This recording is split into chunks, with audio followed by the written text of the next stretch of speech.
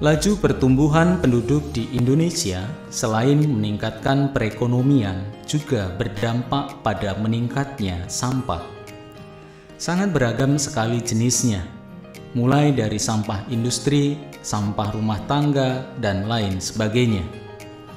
Di Indonesia sendiri, sampah seakan menjadi pemandangan yang lumrah dijumpai di berbagai sudut kota, pasar, dan tempat-tempat keramaian.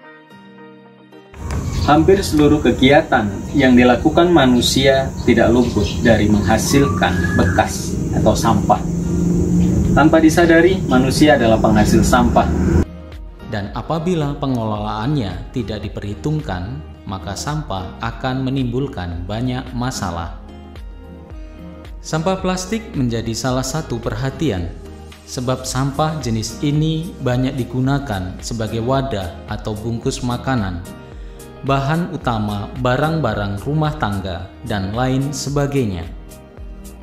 Meskipun tidak memiliki bobot seberat sampah jenis lainnya, namun justru sampah plastik sangat sulit untuk terurai keseluruhan.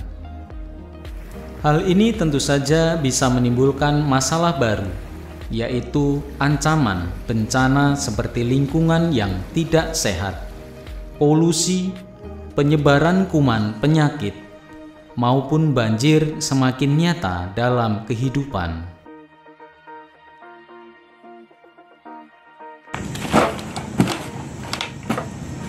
Permasalahan sampah sangat lekat dengan kehidupan kita. Saat ini saya sedang berada di tempat pengumpulan barang rongsok. Ini merupakan salah satu cara yang bisa dilakukan untuk mengurangi dampak negatif dari sampah, khususnya barang bekas yang dapat didaur ulang. Seperti yang ditulis oleh majalah elektronik kompas.com, bahwa sampah merupakan salah satu permasalahan dalam pengelolaan lingkungan di Indonesia. Berdasarkan data Kementerian Lingkungan Hidup dan Kehutanan, Indonesia menghasilkan 67,8 juta ton sampah pada tahun 2020. Penyumbang sampah terbesar berasal dari rumah tangga, yaitu sebanyak 37,3%. Barang rongsokan selalu identik dengan hal-hal yang kotor, kumuh, dan cenderung termarginalkan. Posisinya pun dipandang remeh. Membuat benda-benda bekas pakai yang terbuang itu ibarat sesuatu yang patut dimusnahkan. Padahal ada banyak sisi positif yang bisa diambil dari banyaknya barang rongsokan tersebut.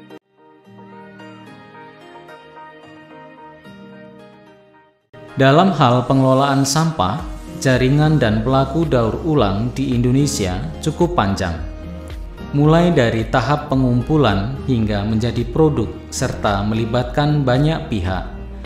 Produk daur ulang yang sudah dibersihkan dan dikelola oleh para pengumpul nantinya dapat dijual kembali kepada konsumen untuk dijadikan bahan pembuat ember, lapisan karpet, sapu, dan peralatan lainnya.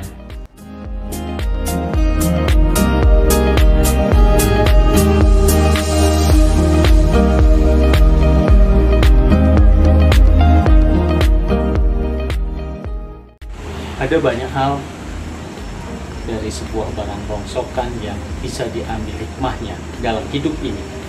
Keberadaannya sangat terbuang. Sejatinya memaksa kita untuk berpikir keras bagaimana agar benda-benda itu bisa mendatangkan manfaat. Bukan hanya sekedar untuk tujuan menghasilkan lembaran rupiah, namun juga memberikan nilai lebih terhadap kehidupan dan lingkungan sekitarnya.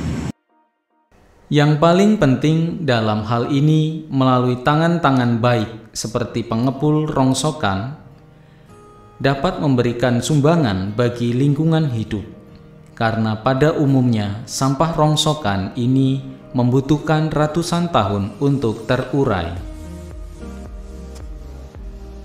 Kesadaran manusia akan sampah sangat penting artinya untuk memberikan sumbangan pada kelestarian lingkungan dan hidup manusia itu sendiri. Menurut tradisi Gereja Katolik, Santo Fransiskus bukan hanya memberitakan Injil kepada manusia, tetapi beliau juga memberitakan Injil kepada burung-burung, tupai, kelinci, dan yang lain sebagainya. Kini beliau dikenal sebagai santo pelindung bagi hewan dan lingkungan hidup. Manusia modern tidak sadar bahwa dirinya merupakan bagian dari alam.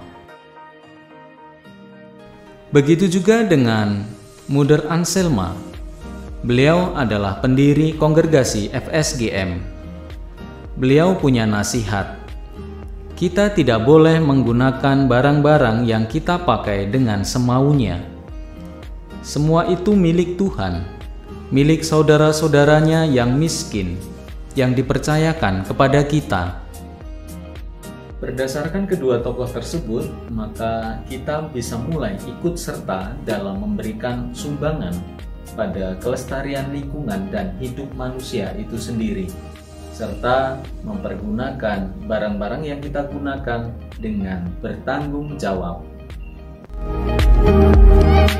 Langkah yang bisa kita mulai yaitu dari keluarga, menerapkan sistem 3R, reduce, reuse, dan recycle. Penerapan sistem 3R ini dapat dilakukan oleh setiap orang dalam kegiatan sehari-hari, yang bisa menjadi salah satu solusi dalam mengurangi produksi sampah yang dihasilkan dari rumah tangga. Melestarikan lingkungan hidup merupakan kebutuhan yang tidak bisa ditunda-tunda lagi dan bukan hanya menjadi tanggung jawab segelintir orang saja, melainkan tanggung jawab setiap insan yang ada di bumi ini. Sekecil apapun usaha yang kita lakukan, sangat besar manfaatnya bagi terwujudnya bumi yang layak huni bagi generasi yang akan datang. Saya, Bonaventura, pamit undur diri. Sampai ketemu lagi di lain kesempatan.